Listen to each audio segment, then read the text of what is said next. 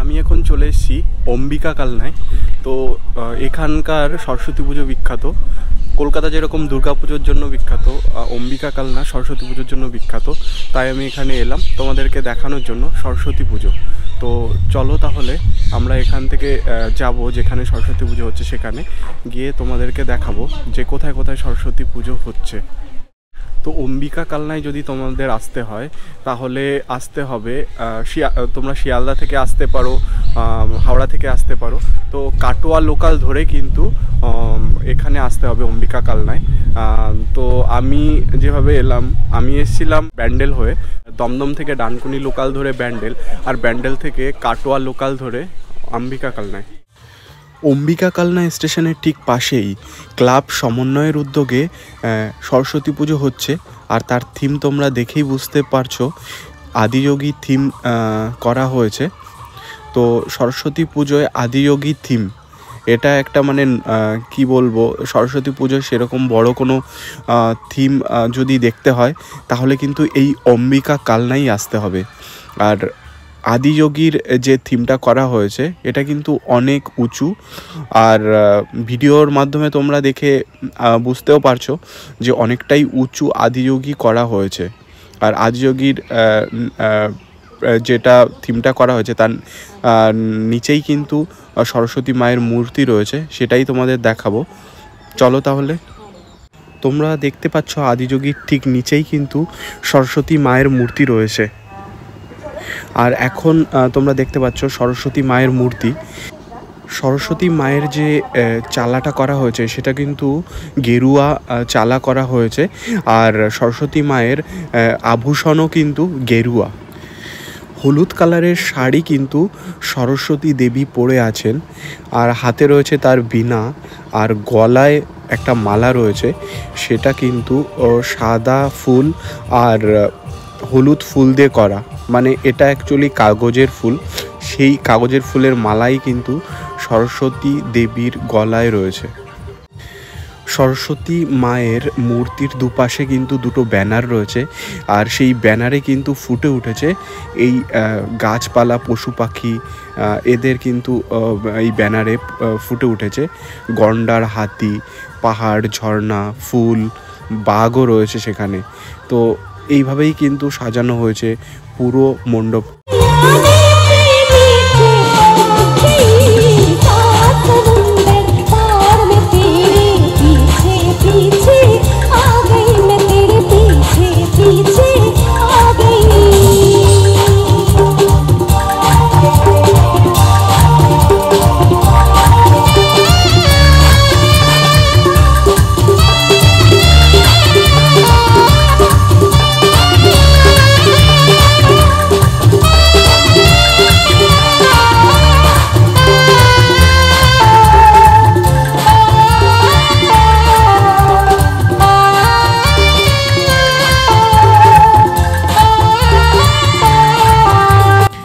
এখানে কিন্তু সরস্বতী পুজো উপলক্ষে ক্লাব সমন্বয়ের উদ্যোগে এখানে চলছে সঙ্গীতানুষ্ঠান। তো সবাই এখানে কিন্তু সামনে দাঁড়িয়ে দাঁড়িয়ে দেখছে, তো আমিও একটু কিছুক্ষণ দেখে নিলাম।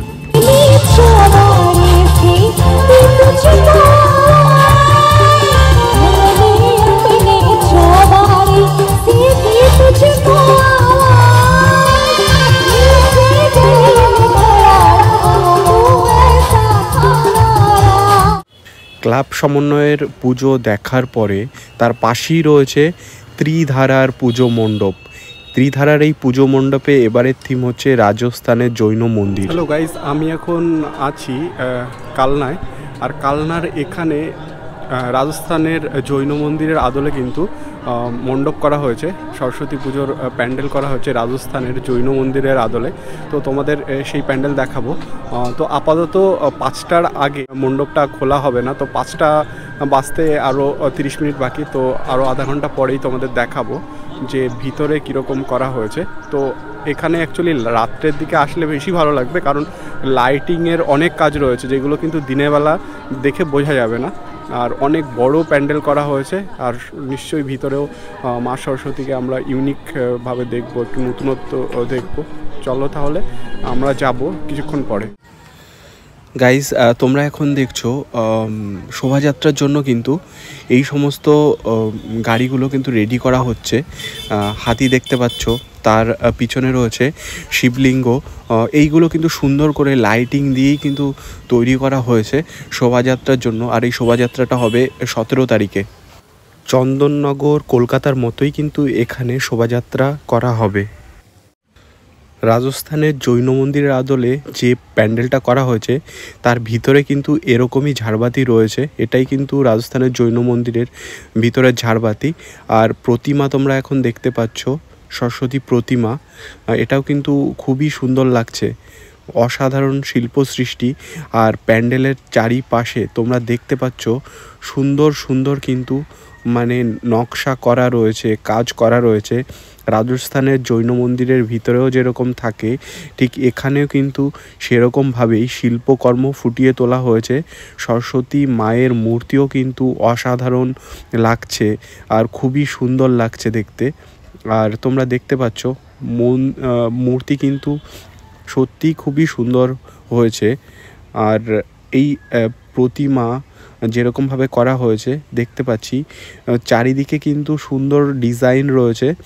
তারপরে কিন্তু একটা ফ্রেমের মতো একটা কাঠামো করা হয়েছে, তার মধ্যেই কিন্তু সরস্বতী মায়ের মূর্তিটা তৈরি করা হয়েছে। আর এই ঝাড়বাতিটা দেখো, অনেক বড় ঝাড়বাতি। সরস্বতী পুজোয় এরকম ঝাড়বাতি থাকবে এটা তো আশা মানে এরকম হয় না সচরাচর, কিন্তু অম্বিকা কালনায় আসলে কিন্তু এই রকমই সব থিম আর সরস্বতী মূর্তি কিন্তু দেখা যায়। ফুল দিয়ে কিন্তু সুন্দর করে সাজানো হয়েছে, দুপাশে দুটো রাজহাঁস কিন্তু দেখতে পাচ্ছি। আর একটা পদ্ম ফুল রয়েছে, একটা না অনেকগুলোই পদ্ম ফুল রয়েছে। সরস্বতী যে মূর্তি রয়েছে তার দুপাশে পদ্ম ফুল দিয়ে সাজানো হয়েছে, দুপাশে দুটো রাজহাঁস রয়েছে, আর টবের যে ফুল গাছ সেগুলো কিন্তু দুপাশে রয়েছে। তো খুবই দেখতে খুবই কিন্তু সুন্দর লাগছে এই সরস্বতী মূর্তিটা। তো তোমরা দেখে বুঝতেই পারছো খুবই সুন্দর হয়েছে এবারের সরস্বতী মূর্তি।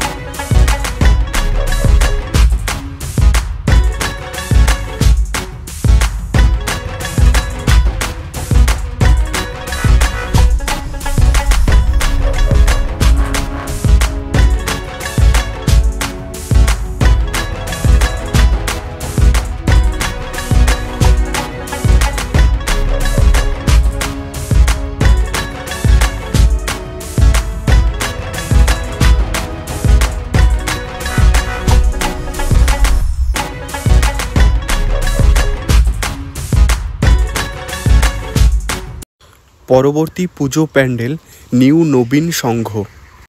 সুন্দর করে সাজানো হয়েছে এই পুজো প্যান্ডেলটা, যেখানে দেখতে পাচ্ছি মহাদেব রয়েছে কিন্তু পুজো প্যান্ডেলের ঠিক উপরে। গ্রাম বাংলার হরেক রকমের দৃশ্য কিন্তু ফুটিয়ে তোলা হয়েছে এই পুজো মণ্ডপের চারপাশে। এখানে দেখতে পাচ্ছি একটা ঝর্ণা করা হয়েছে, আর সেই ঝর্ণার জল পড়ছে কিন্তু একজনের হাত দিয়ে। সরস্বতী মায়ের মূর্তিও কিন্তু এখানে খুবই অসাধারণ হয়েছে। মূর্তিটা তৈরি করা হয়েছে অনেক রকমারি জিনিস দিয়ে, দৈনন্দিন ব্যবহার্য অনেক রকমের জিনিস যেগুলো আমরা সেভাবে ইউজ করি না, সেই জিনিসগুলো দিয়ে কিন্তু প্রাকৃতিক বিভিন্ন সামগ্রী দিয়ে তৈরি করা হয়েছে মায়ের মূর্তি। নিউ নবীন সংঘ কিন্তু এবছর তাদের যে শিল্পকর্ম সেটা কিন্তু তুলে ধরেছে এই মণ্ডপের মাধ্যমে। আর তাদের এই যে চিন্তাভাবনা বা এইরকম মণ্ডপসজ্জা, এটা কিন্তু খুবই ইউনিক লেগেছে আমার কাছে। আর এখানে দেখতে পাচ্ছি এগুলো কিন্তু সবই প্রাকৃতিক উপাদান, কোনো মাটি ছাড়াই কিন্তু এই বিভিন্ন সামগ্রী দিয়ে তৈরি হয়েছে মাতৃপ্রতিমা। খুবই ইউনিক আর খুবই ডিফারেন্ট লাগছে। আর দেখতেই পাচ্ছ তোমরা যে এখানে কিন্তু বিভিন্ন সুন্দর কারুকার্য ফুটে উঠেছে এই প্রতিমার মাধ্যমে।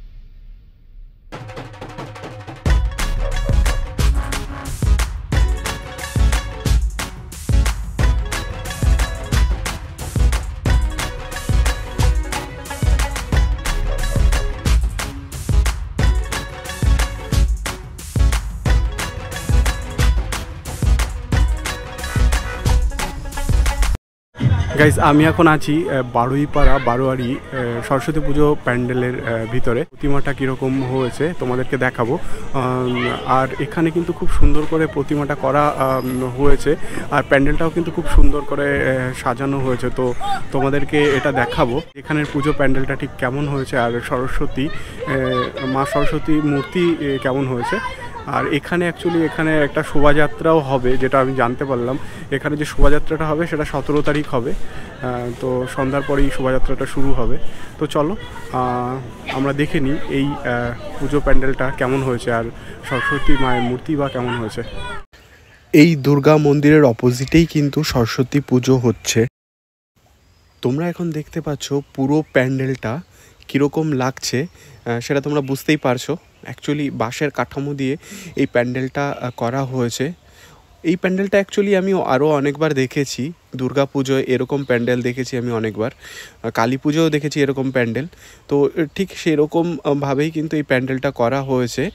আর ভিতরের দিকে গেলে এখানে দেখতে পাচ্ছি যে এরকম করে কিন্তু সুন্দর করে সাজানো হয়েছে, আর দেখতেও কিন্তু খুবই সুন্দর লাগছে প্যান্ডেলটা। আর লাইটিংটাও তো খুবই ভালোই করেছে। আর এখানে কিন্তু ছোট ছোট সেই পুতুল কিন্তু এখানে সাজানো রয়েছে দেখতে পাচ্ছি।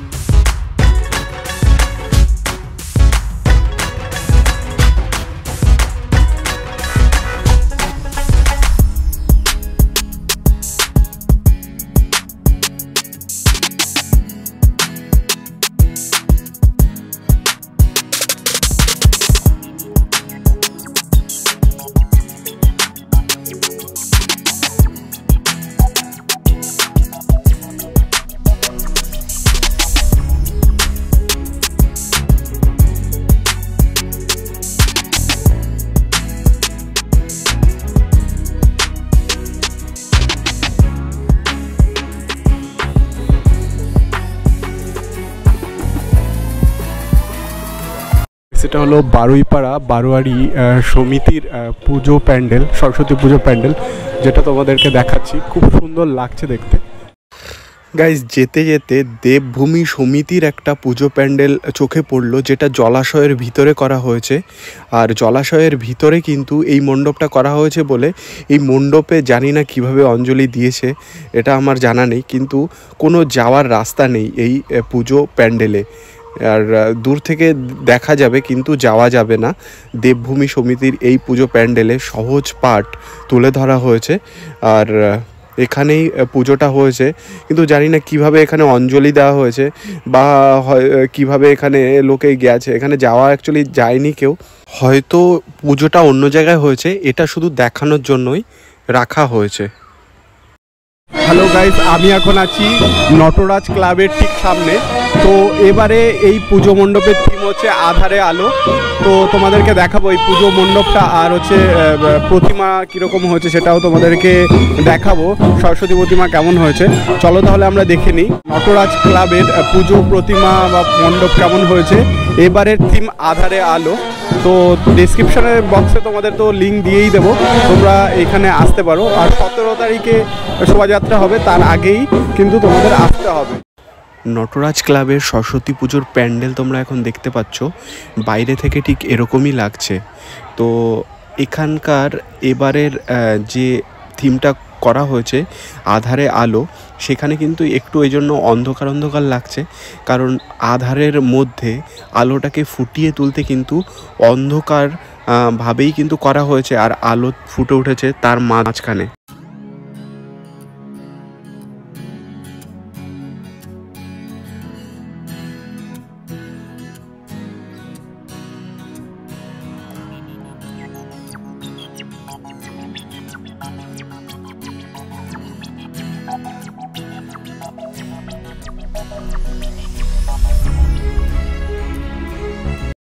সরস্বতী মা কিন্তু এখানে সন্তানের মা, দুটো সন্তানের মা কিন্তু এখানে সরস্বতী, সন্তানের মা রূপে এখানে কিন্তু আমরা দেখতে পাচ্ছি সরস্বতী দেবী, বিদ্যা দেবীকে।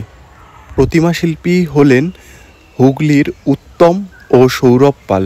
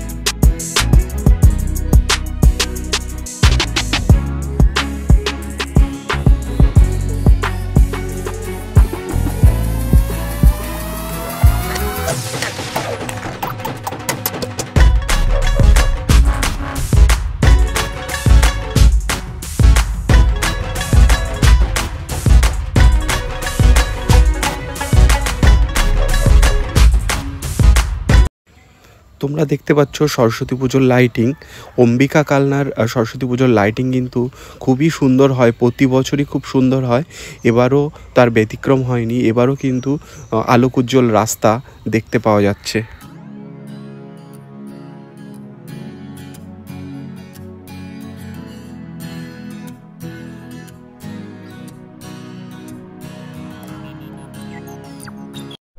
যেতে যেতে কিন্তু খুব সুন্দর লাইটিং দেখতে পাচ্ছি, আর আস্তে আস্তে এগিয়ে যাচ্ছি। এখানে কিন্তু খুব সুন্দর লাইটিং করা হয়েছে। সরস্বতী পুজোয় কালনা তো খুব ভালো ধুমধাম করে সরস্বতী পুজো হয়, তো সেটাই দেখতে পাচ্ছি। রাস্তায় কিন্তু খুব সুন্দর লাইটিং কিন্তু এখানে দেখতে পাচ্ছি। তো আস্তে আস্তে এগিয়ে যাচ্ছি নেক্সট পুজো মণ্ডপের দিকে। তো আর তোমরা দেখতে পাচ্ছ রাস্তার দুপাশে কিন্তু সুদৃশ্য লাইটিং কিন্তু দেখতে পাচ্ছি। খুব ভালো লাগছে, খুব মানে যে রাতের দিকে আসলে এই একটা জিনিস কি লাইটিংটা দেখা যায়। এখানে দেখছি ইয়ং বেঙ্গল ক্লাবে গুপি গাইন বাঘা বাইন, এটাই দেখবো এখানে এই প্যান্ডেলটা। আর এখানে আস্তে আস্তে আমি এন্ট্রি করছি, আর এখানে দেখতে পাচ্ছি সান্তা ক্লজ মতো। আপনি কি জাদু দেখাচ্ছেন? আচ্ছা, একটা জাদু দেখি, মানে এটা দিয়ে কী করছেন? আচ্ছা আচ্ছা, বাচ্চারা খুব মজা পাবে এটা দেখে। আস্তে আস্তে এগিয়ে যাচ্ছি, আর এখানে গুপি গাইন বাইন দেখি, এগিয়ে যাবো আর তারপর দেখবো। দেখতে পাচ্ছি গুপি গাইন বাঘা বাইন, এখানে গেট দিয়ে এন্ট্রি করতে হবে। আর গেটের সামনে কিন্তু রয়েছে দারোয়ান। ভিতরে আস্তে আস্তে ঢুকবো। তো এখানে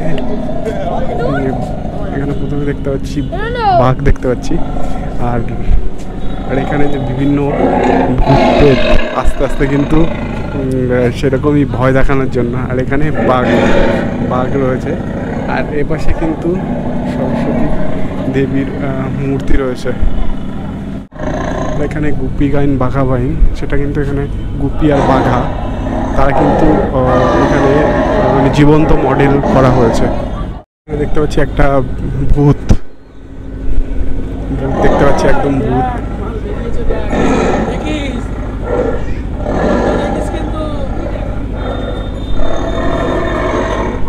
আর এখানে কিন্তু সরস্বতী দেবী, নেতাজি রয়েছে ঘোড়ায়, আর ঝাঁসির রানী লক্ষ্মীবাই আর মহাত্মা গান্ধী, তার মাঝখানে রয়েছে দেবী সরস্বতী। একটা ইউনিক কনসেপ্ট রয়েছে।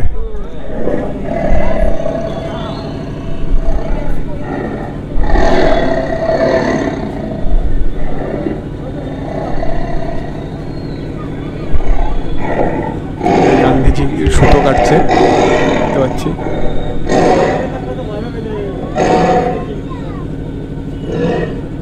এখন তোমাদের একটা প্রতিমা দেখাবো, যেটা বাসমতি চাল, ধান, কারি, কালো জিরা, মসুর ডাল, তালপাতা ও বিভিন্ন প্রাকৃতিক উপাদান দিয়ে তৈরি প্রতিমা এটা।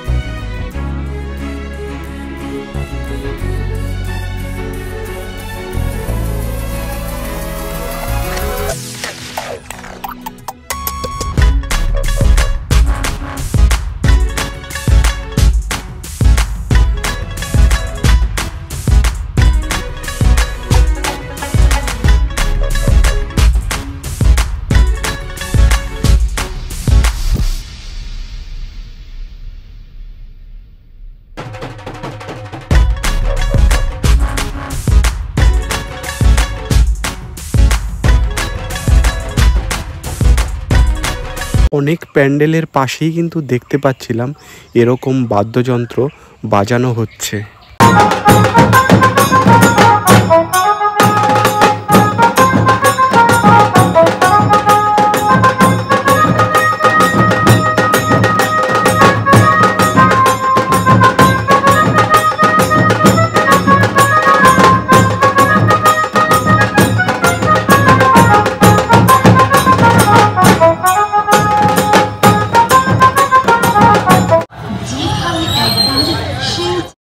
হ্যালো গাইজ, আমি এখন আছি শীতলা সংঘের সরস্বতী পুজো মণ্ডপের ঠিক সামনে। তো এখানে দেখব কীরকম প্যান্ডেল হয়েছে, আর মা সরস্বতী বা কেমন হয়েছে, তো সেটা তো আমাদের দেখাবো। এবারের থিম হচ্ছে মাটির রূপকথা। তো মাটির রূপকথা উপর কেন্দ্র করে কিন্তু এই পুজো মণ্ডপটা তৈরি করা হয়েছে। চলো তাহলে আমরা দেখে আসি।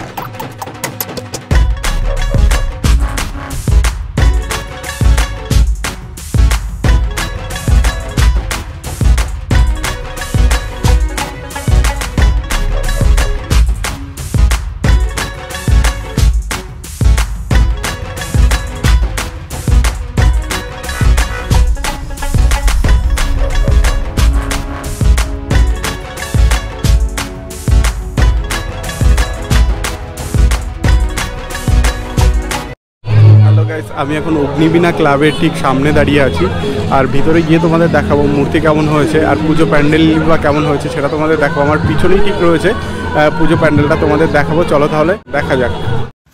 অগ্নিবীণা ক্লাবের এবারের সরস্বতী পুজোর থিম হলো রঙের খেলা। চন্দননগরের জগদ্ধাত্রী পুজোয়ও এই থিমটা আমি দেখেছিলাম।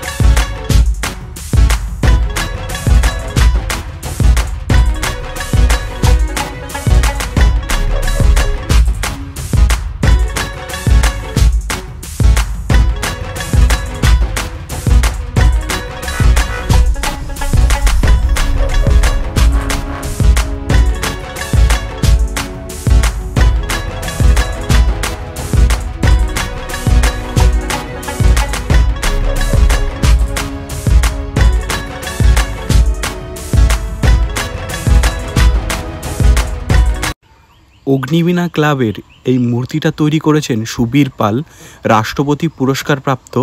1991 সালে সুবীর পাল রাষ্ট্রপতি পুরস্কার পেয়েছিলেন। ওনারই কিন্তু এই সুন্দর মূর্তিটা তৈরি, ওনার হাতেই তৈরি, আর শিল্পকর্ম কিন্তু ওনারই সৃষ্ট। আর অসাধারণ সুন্দর এই মূর্তিটা। এখানে দেখতে পাচ্ছি দেবী কিন্তু ধ্যানমগ্ন। অন্য অন্য সরস্বতী দেবীর মূর্তি কিন্তু এরকম ধ্যানমগ্ন থাকে খুবই কম, কিন্তু এই মূর্তিটা আমি কিন্তু দেখতে পাচ্ছি সরস্বতী দেবী ধ্যানমগ্ন অবস্থায় কিন্তু বসে আছেন পদ্ম ফুলের উপরে। পদ্ম ফুলের পাতা দেখতে পাচ্ছি দুপাশে রয়েছে, আর পদ্ম ফুলের উপরে সরস্বতী দেবী বসে কিন্তু ধ্যান করছেন।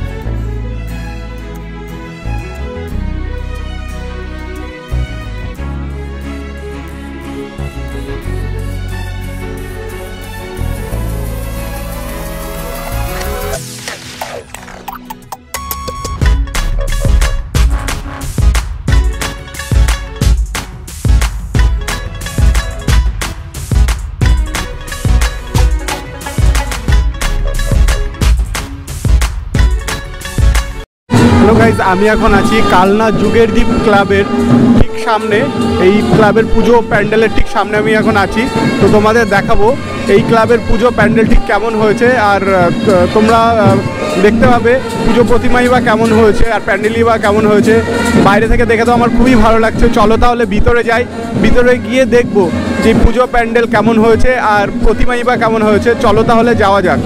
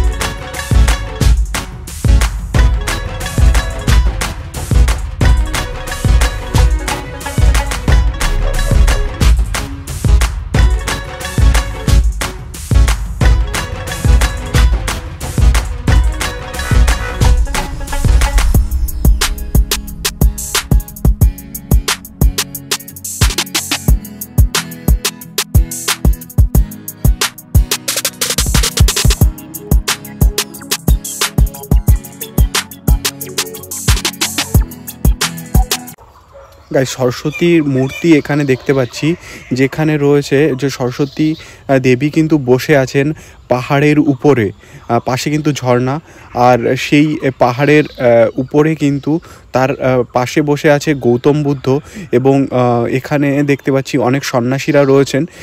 তো এই পাহাড়ি মানে পাহাড়ের উপরেই কিন্তু দেখতে পাচ্ছি সরস্বতী দেবী আবির্ভূত হয়েছেন, এখানে বসে আছেন পাহাড়ের উপরে।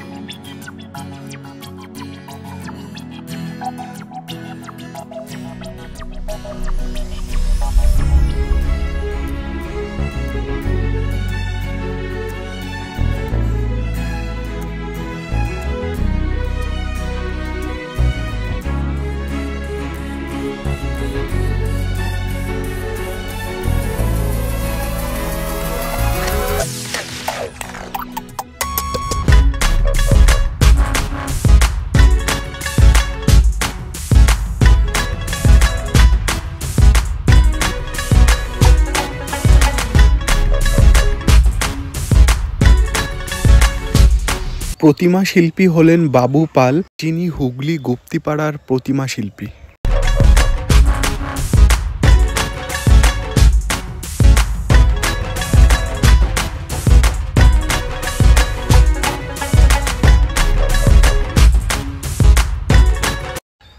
এবারের পুজো মণ্ডপ বাগদেবীর আরাধনায় বীণা শান্তি সমিতি শ্রীচৈতন্য মহাপ্রভুর জীবন কাহিনী নিয়ে কিন্তু এবারের থিম, জীবন্ত মডেল রয়েছে তাদের উপস্থাপনায়।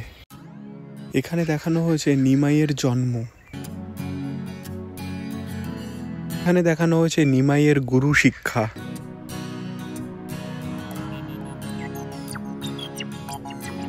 এখানে দেখানো হয়েছে নিমাইয়ের সন্ন্যাস ধর্ম গ্রহণ।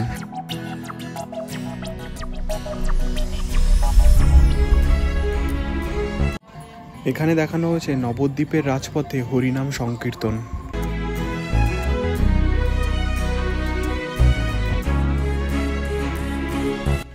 এখানে দেখানো হয়েছে জগাই মাধাই।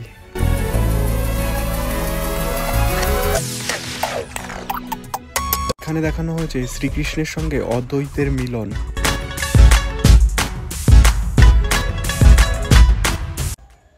এখানে দেখানো হয়েছে বৃন্দাবনের নাচ গান।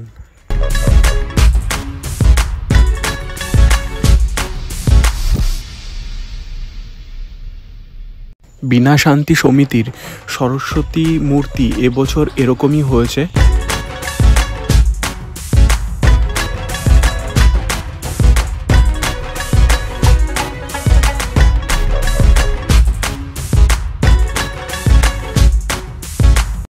হ্যালো গাইস, আমি এখন আছি জাপটপাড়া পুজো প্যান্ডেলের ঠিক পাশে। সরস্বতী পুজো এখানে কেমন হচ্ছে তোমাদের দেখাবো, চলো তাহলে যাওয়া যাক।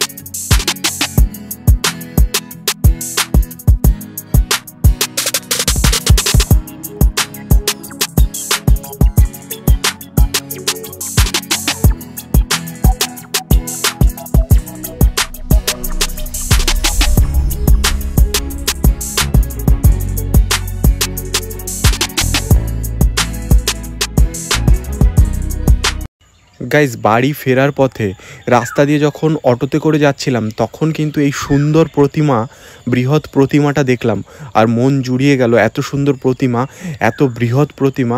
দুর্গা প্রতিমাও যেরকম হয় সেরকমই, বা জগদ্ধাত্রী প্রতিমা যেরকম বড় হয় সেরকমই কিন্তু সরস্বতী পুজোর এত বড় প্রতিমা কিন্তু আমি এই ফেরার পথেই দেখলাম।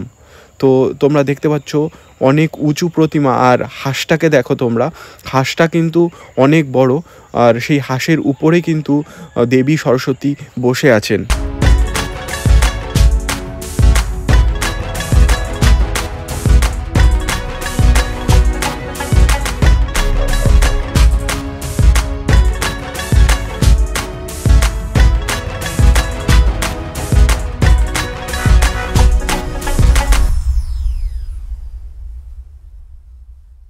এখানে যে বড় বড় পুজো প্যান্ডেল রয়েছে সেগুলো সব তোমাদেরকে দেখালাম।